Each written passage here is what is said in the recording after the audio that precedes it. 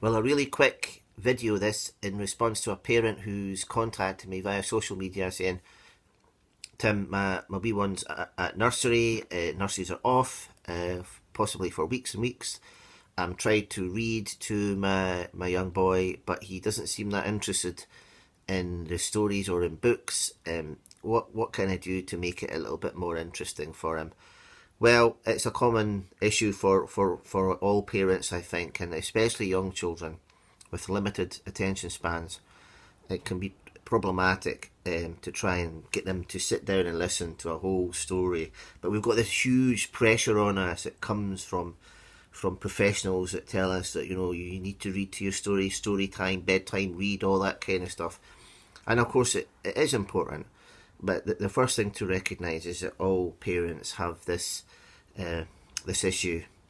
The one thing I've found useful is when I'm reading to my wee one, and especially if he's in that kind of slightly less engaged mood, is to use something that's called dialogic reading.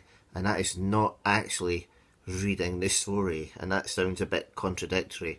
You get a nice picture book with nice pictures, typical child's book, and then what you do, you lie with your child and you allow your child to tell the story using the pictures. It's as simple as that. So instead of reading the story to them, means that they're passive and they're having to listen to you, which is why often they kind of disengage after a while, instead of that, you're then asking them to tell the story, to interpret the pictures. And so they'll start to look at what they can see and they'll say, and then you respond back to them and you confirm, yeah, that's a tractor, or yeah, that's an elephant. And then you can ask follow-up questions from it as well. And then you can ask leading questions like, what happened then, and why do you think he's doing that? And that allows your child to start to develop the narrative, the story in the book. And it's very likely going to lead to a story that's very different to the one that's actually in the book. That doesn't matter. The point is you're telling a story with your child with a book, and then later on you can read the story, and that can be incorporated into your child's earlier narrative, and it means that child will learn to love books because they're developing a relationship. The book is allowing them to explore their own imagination. I did a wee session of this. I got my daughter Sky to film it as I was doing a wee bedtime story for Lewis yesterday, and here's the edited result. Okay. Lewis? Yeah. What's in the front of that book? What can you see? A boy. What's he doing? He's driving a tractor. Mm-hmm. And he has a dog. He does have a dog. Well spotted. Where's the dog? Why do you think he's driving a tractor? He's getting back to his home.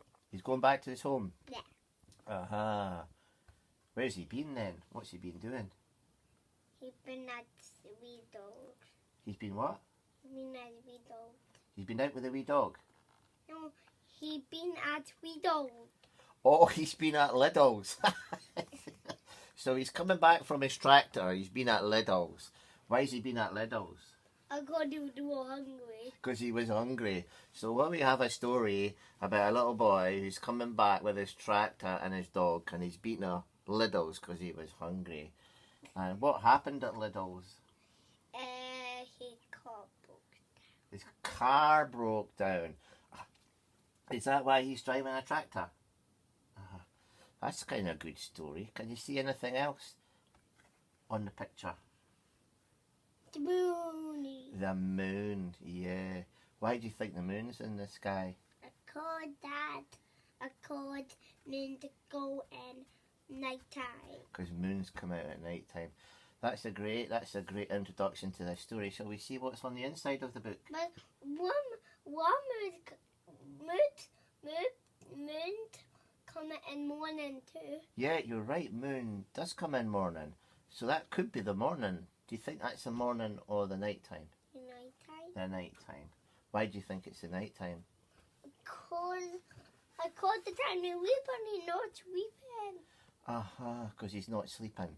Because if it was morning time, obviously he would still be in bed. You're right. So you're going to put your legs down now, and what shall we have a look at the book?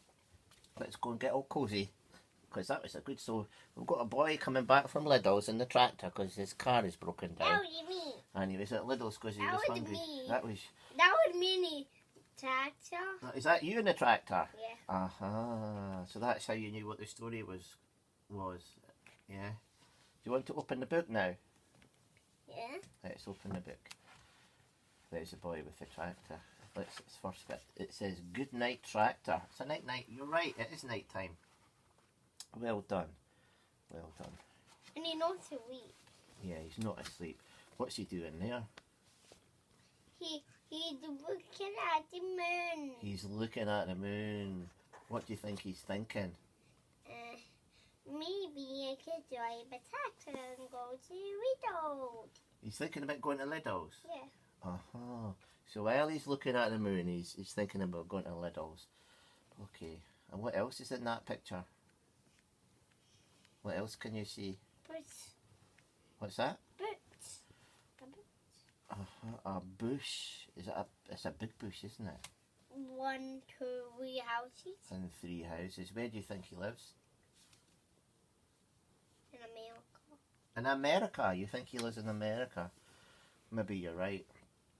Why do you think he No, lives maybe he lives in our world. Maybe he lives in our world. Can you see any animals? Maybe he lives in our pig. What's that? Maybe he lives in our world.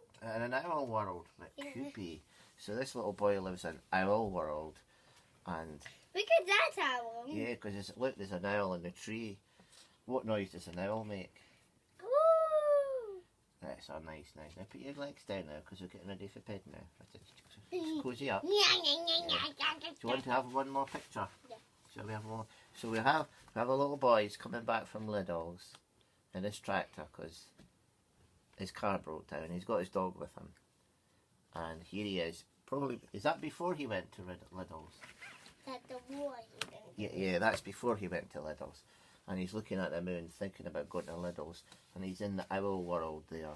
So not in America. No. Do you want to turn the page? Let's find out what happens next. Oh.